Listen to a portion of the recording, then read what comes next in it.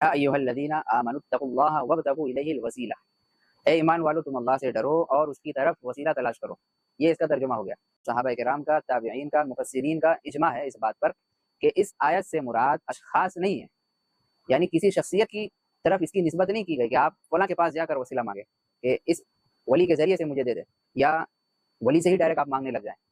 शख्सियत मुराद ही नहीं है यहाँ पर, बल्कि इस आयत के अंदर अल्लाह ने अमल को मुराद लिया है और ईमान और अमल सालेह को मुराद लिया है। लेकिन बिगाड़ उस वक्त हुआ जब लोगों ने दरमियान से, बंदे और अल्लाह के दरमियान से अमल सालेह को निकाल दिया और वलीउल्लाह को दाखिल कर दिया, बाबाओं को दाखिल कर दिया, रसूलुल्लाह को दाखिल कर दिया, या रसूल अल्लाह मदद, ये नारा लगने लगा। इसी तरह अहले तशय्युअ हजरात यानी शिया हजरात जो हैं, उनकी तफासिर अगर आप पढ़ेंगे तो वहाँ डायरेक्ट लिखा है कि ए ईमान वालों तुम अल्लाह से डरो और हजरत अली के दामन को पकड़ो, यानी वसीला से मुराद वहाँ हजरत अली है। अहले तशय्युअ की तफसीर में ये बातें मौजूद है, लेकिन वो तफसीर आज अहले बिदअत हजरात जो इस ज़माने के हैं उन्होंने उस तफसीर को ले लिया और उसी के ऊपर उन्होंने अपना अमल शुरू कर दिया। गर्चे वो या अली मदद मुराद नहीं लेते हैं, लेकिन या रसूलुल्लाह मुराद लेते हैं या वलीउल्लाह मुराद लेते हैं। तो पता ये चला कि अहले तशय्युअ से ये बिगाड़ चला आ रहा है, यानी शिया हजरात से ये बिगाड़ चलता आ रहा है, ये वायरस वहीं से चला है और उनकी तफासिर के अंदर साफ लफ्ज़ में मौजूद है कि वसीला से मुराद हजरत अली है। तभी तो वो या अली मदद का नारा वो बहुत ज़ोर से लगाते हैं और अहले बिदअत हजरात या रसूलुल्लाह मदद का नारा लगाते हैं। और हम अहले मुवहिद हजरात हैं, अहले सुन्नत वल जमात के हकीकी मिसाल या अल्लाह मदद का नारा लगाते हैं। तो जो रसूलुल्लाह का नारा आप लगाते हैं या रसूल अल्लाह मदद, उसी रसूलुल्लाह ने उम्मत को हुक्म दिया है कि आप मेरे लिए वसीला की दुआ कीजिए। बताइए, आप वहाँ वसीला पकड़ने जा रहे हैं, वहाँ से हुक्म ये आ रहा है कि मेरे लिए तुम वसीला की दुआ करो। हज़रत इब्न जरीर और हज़रत कतादा, हज़रत हसन बसरी, ये तमाम मुफस्सिरीन, ताबिईन और सहाबा एक तरफ है जो ये मुराद लेते हैं कि वसीला के माना कुर्बत के हैं, इताअत के हैं, फरमाबरदारी के हैं, इबादत के हैं। और एक तरफ अहले बिदअत हजरात है जो वसीला से वलीउल्लाह मुराद लेते हैं, और एक तरफ अहले तशय्युअ हजरात है जो वसीला से या अली मदद मुराद लेते हैं। अस्सलामु अलैकुम व रहमतुल्लाहि व बरकातुहू। अल्हम्दुलिल्लाहि रब्बिल आलमीन व बिही नस्तईन, अम्मा बाद। मिल्लत बैज़ा के जयालो, आज हम बात करेंगे वसीला के ऊपर। चूँकि अहले बिदअत हजरात लफ्ज़ वसीला का जो मतलब निकालते हैं, जो मतलब समझते हैं और समझाते हैं, और डंके की चोट पे जो आयत करीमा वो बयान करते हैं, पेश करते हैं, क्या असल मतलब वही है जो वो बताते हैं? आखिर इसका क्या मतलब है, इसकी क्या तफसीर है, और वसीला किसे कहते हैं, वसीला के माना क्या है, उससे मुराद क्या है, और वसीला किस हद तक जायज़ है, वसीला हम कैसे इख्तियार कर सकते हैं, इन चीज़ों के ऊपर हम आज बात करेंगे। तब तक के लिए आप हमारे साथ बने रहिए। नाज़रीन गिरामी, लफ्ज़ वसीला जो हम सुनते हैं, और आपने बहुत सारे लोगों को दुआओं में लफ्ज़ वसीला का इस्तेमाल देखा होगा कि वो वसीला के ज़रिए से दुआ करते हैं। पहली बात तो ये है कि वसीला जायज़ है, हम इसको हराम नहीं कहते, नाजायज़ नहीं कहते, जबकि इसका इस्तेमाल सही हो। और अगर इसका मिसयूज़ होता है और गलत इस्तेमाल होता है, गलत वे में इसको लोग इस्तेमाल करते हैं, तब ये नाजायज़ है, बल्कि हराम है और शिर्क है। वसीला मुतलकन अगर हम इस तरह से मांगते हैं कि फ़लाँ के सदक़े में या अल्लाह तो मेरी दुआ कबूल फरमा, या आप अलैहिस्सलातु वस्सलाम के सदक़े तुफ़ैल हमारे गुनाहों को बख्श दे, यहाँ तक तो ये बात बिल्कुल सही है और इस तरह के वसीला पकड़ना ये बिल्कुल जायज़ है शरई एतबार से। लेकिन कुरान करीम के अंदर जहाँ वसीला का मतलब बयान किया गया है और वसीला का ज़िक्र है, आप देखेंगे कि पारा नंबर 6 सूरह माइदा आयत नंबर 35 के अंदर अल्लाह तबारक व तआला इरशाद फरमाते हैं, या अय्युहल्लज़ीना आमनुत्तकुल्लाह वब्तगू इलैहिल वसीला, ए ईमान वालों तुम अल्लाह से डरो और उसकी तरफ वसीला तलाश करो। ये इसका तर्जुमा हो गया। अब अहले बिदअत हजरात यहाँ से इसका जो मतलब निकालते हैं, पहले आप उसको सुनिए। मतलब ये निकालते हैं कि वसीला तलाश करने का क्या मतलब है कि फ़लाँ बुज़ुर्ग के पास जाओ, और इस आयत से वो अशख़ास मुराद लेते हैं, यानी वसीला से वो अशख़ास शख्सियत को मुराद लेते हैं। जैसे गौसे पाक है, दादा हुजवेरी है, ख्वाजा गरीब नवाज़ है, इसी तरह औलियाए किराम है, बुज़ुर्गान दीन है, सलफ़ सालिहीन है, इसी तरह मरहूमीन और अहले क़ुबूर, इन तमाम को वो मुराद लेते हैं कि यहाँ पर इन्हीं लोगों को वसीला बनाना है और इस आयत में इन्हीं का ज़िक्र है, ऐसा वो कहते हैं। हालाँकि इसकी तफसीर में अगर आप देखेंगे, और बल्कि तमाम सहाबा किराम का, ताबिईन का, मुफस्सिरीन का इजमा है इस बात पर कि इस आयत से मुराद अशख़ास नहीं है, यानी किसी शख्सियत की तरफ इसकी निस्बत नहीं की गई कि आप फलां के पास जाकर वसीला मांगे कि इस ولی کے ذریعے سے مجھے دے دے، یا ولی سے ہی ڈائریکٹ آپ مانگنے لگ جائیں۔ شخصیت مراد ہی نہیں ہے یہاں پر، بلکہ اس آیت کے اندر اللہ نے عمل کو مراد لیا ہے اور ایمان اور عمل صالح کو مراد لیا ہے۔ یعنی کوئی ایسا کام، کوئی ایک ایسا ذریعہ، کوئی ایک ایسی عبادت، کوئی ایک ایسا عمل صالح آپ کریں جس سے اللہ تعالیٰ خوش ہو جائے، یہی آپ کے لیے وسیلہ ہے۔ اچھا، وسیلہ کے کیا مطلب ہے؟ لفظ وسیلہ جو ہے عربی میں وصل سے مشتق ہے، یعنی وصل یہ مصدر ہے اور اس سے لفظ وسیلہ نکلا ہے، جس کا معنی ہوتا ہے ملنا، جوڑنا، تعلق بنانا۔ اور یہ وسیلہ سین کے ساتھ بھی استعمال ہوتا ہے، سواد کے ساتھ بھی استعمال ہوتا ہے۔ سواد اور سین میں فرق اتنا ہے کہ سواد کے ساتھ جب لفظ وصل آئے گا جوڑنے کے معنی میں، ملنے کے معنی میں، تو اس وقت مطلقاً مراد لیا جائے گا کسی بھی چیز کو کسی بھی طریقے سے جوڑ دینا، کسی بھی وجہ سے جوڑ دینا۔ لیکن جب سین کے ساتھ آئے گا، جو ہم وسیلہ کہتے ہیں، اس سے مراد یہ ہوتا ہے کہ محبت اور رغبت کی وجہ سے کسی کو کسی کے ساتھ جوڑنا، محبت کی وجہ سے، رغبت کی وجہ سے جوڑنا۔ اور اللہ تعالیٰ کی طرف وسیلہ ہر وہ چیز ہے جو آپ کو اللہ سے قریب کر دے۔ مفسرین نے اس آیت کی یہی تفسیر بیان کی ہے۔ اسی طرح حضرت حذیفہ رضی اللہ تعالیٰ عنہ، انہوں نے بھی وسیلہ سے، لفظ وسیلہ سے مراد قربت کو لیا ہے، اطاعت کو لیا ہے، فرما برداری کو لیا ہے، عبادت کو لیا ہے۔ حضرت ابن جریر وغیرہ نے حضرت قتادہ وغیرہ سے اس آیت کی یہی تفسیر بیان کی ہے اور فرمایا تقربوا الیہ بطاعتہ والعمل بما یرضیہ، کہ اس کی اطاعت کے ذریعے سے اس کا قرب تلاش کرو اور ایسا کام کرو جس سے وہ راضی ہو، یعنی رضامندی کے کام کرو اور اس سے قریب ہونے والے کام کرو، جو کام ہے اسلام کے اندر، نماز ہے، روزہ ہے، حج ہے، زکوٰۃ ہے، صدقہ ہے، خیرات ہے، نفلی عبادات ہے۔ اور خصوصاً اس آیت کے اندر اللہ نے ایک مطلقاً عمل صالح کا ذکر کرنے کے بعد ایک خاص حکم کو بیان کیا، وجاہدوا فی سبیلہ، اس کے راستے میں جہاد بھی کرو۔ پتہ یہ چلا کہ نماز، روزہ، زکوٰۃ، حج، یہ تمام چیزیں وابتغوا الیہ الوسیلہ کے اندر داخل ہو گئی، اور اسی طرح جہاد کو اللہ نے الگ سے مینشن کر دیا، دونوں چیزوں کا حکم دے دیا، اور آگے کہا لعلکم تفلحون، تاکہ تم کامیاب ہو جاؤ۔ تو پتہ یہ چلا کہ لفظ وسیلہ سے اشخاص مراد نہیں ہے، شخصیت مراد نہیں ہے۔ اور آج جو اہل بدعت حضرات بہت زور و شور کے ساتھ بیان کرتے ہیں کہ وسیلہ تلاش کرو، وسیلہ شرک کیسے ہو سکتا ہے، میں بتاتا ہوں آپ کو شرک کیسے ہو سکتا ہے۔ وسیلہ کے اندر غلو اس وقت ہوا جب لوگوں نے عمل صالح کو درمیان سے نکال دیا، یعنی مفسرین نے، ہر ایک مفسر نے اس آیت سے اسی چیز کو مراد لیا ہے کہ وسیلہ سے مراد عمل صالح ہے، ایمان ہے اور نیک کام ہے، ہر وہ کام جو اللہ سے آپ کو قریب کر دے۔ لیکن بگاڑ اس وقت ہوا جب لوگوں نے درمیان سے، بندے اور اللہ کے درمیان سے عمل صالح کو نکال دیا اور ولی اللہ کو داخل کر دیا، باباؤں کو داخل کر دیا، رسول اللہ کو داخل کر دیا، یا رسول اللہ مدد، یہ نعرہ لگنے لگا۔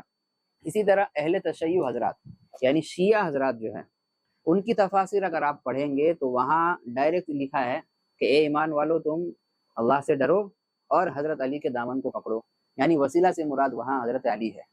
اہل تشیع کی تفسیر میں یہ باتیں موجود ہے، لیکن وہ تفسیر آج اہل بدعت حضرات جو اس زمانے کے ہیں، انہوں نے اس تفسیر کو لے لیا اور اسی کے اوپر انہوں نے اپنا عمل شروع کر دیا، گرچہ وہ یا علی مدد مراد نہیں لیتے ہیں، لیکن یا رسول اللہ مراد لیتے ہیں، یا ولی اللہ مراد لیتے ہیں۔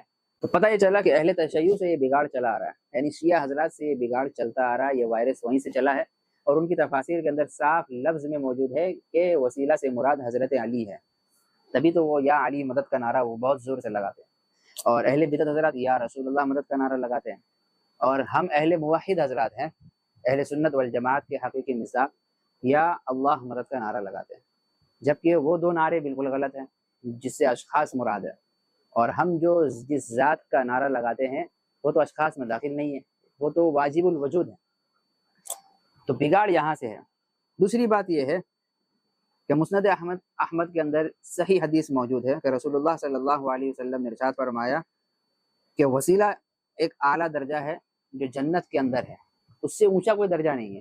تو جنت کے اندر ایک درجے کا نام ہے وسیلہ، اور حدیث پاک کے اندر یہ بھی ہے کہ اللہ کے رسول نے فرمایا جب مؤذن اذان دے اور اذان کے جو الفاظ ہے اس کے ساتھ تم بھی وہی الفاظ دہرایا کرو، اور اذان ختم ہونے کے بعد مجھ پر اس کے بعد جو دعا پڑھی جاتی ہے وہ دعا پڑھ کر میرے لیے وسیلہ کی دعا کرو۔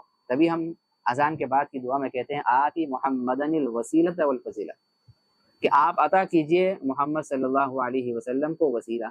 تو ہم تو خود اللہ کے نبی کے لیے دعا کرتے ہیں کہ اے اللہ آپ محمد صلی اللہ علیہ وسلم کو وسیلہ دے دیجئے۔ وسیلہ دیجئے مطلب جنت میں جو مقام آپ نے تیار کر رکھا ہے وہ مقام آپ حضور کو عطا کیجئے۔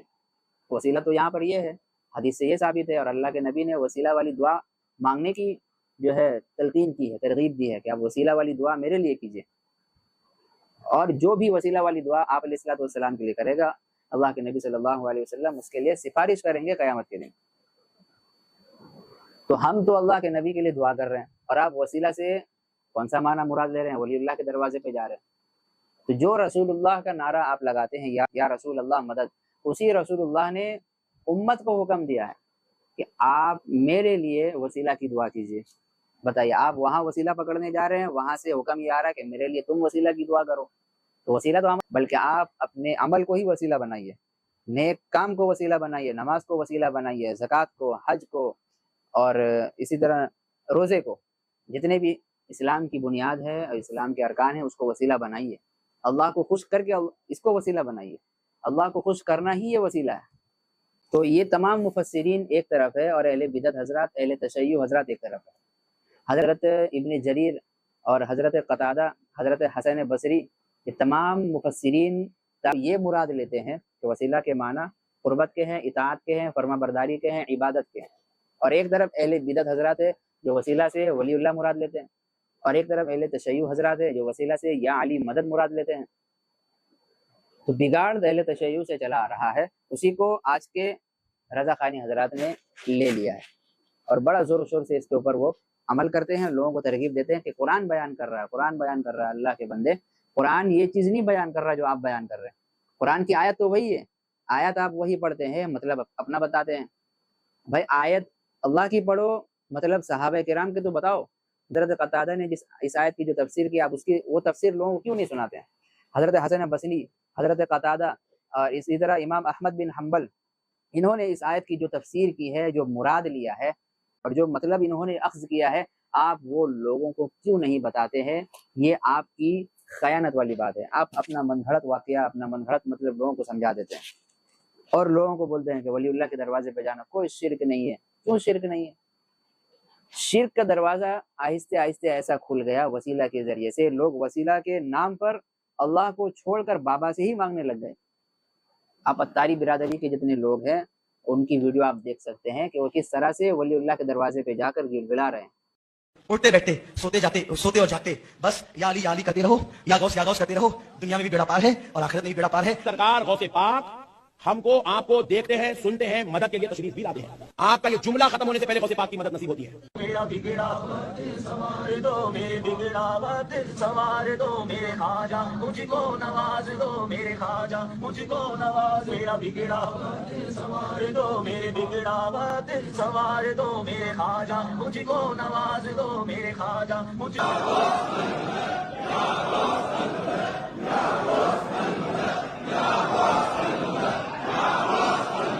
اللہ کا شکر ہے ہم غوث کے مانگنے والے ہیں، ہم خواجہ سے مانگنے والے ہیں۔ ارے ہم تو اللہ کے ولیوں سے مانگتے ہیں۔ کہ جن لوگوں کو تم اللہ کے سوا پکارتے ہو وہ ایک مکھی بھی نہیں بنا سکتے، اگرچہ اس کے لیے سب اکٹھے ہو جائیں، اور اگر مکھی ان سے کوئی چیز چھین لے جائے تو اسے اس سے چھڑا نہیں سکتے۔ اللہ اس گناہ کو نہیں بخشے گا کہ کسی کو اس کا شریک بنایا جائے، اور اس کے سوا اور گناہ جس کو چاہے معاف کر دے۔ اور مانگ رہے ہیں کہ داتا تو ہی کچھ کر دے، میرا بیڑا پار کر دے، ہم بہت گنہگار ہیں، فلاں فلاں۔ جو دعائیں اللہ سے کرنی چاہیے تھی وہ دعا وہ ولی اللہ کے سامنے کر رہا ہے۔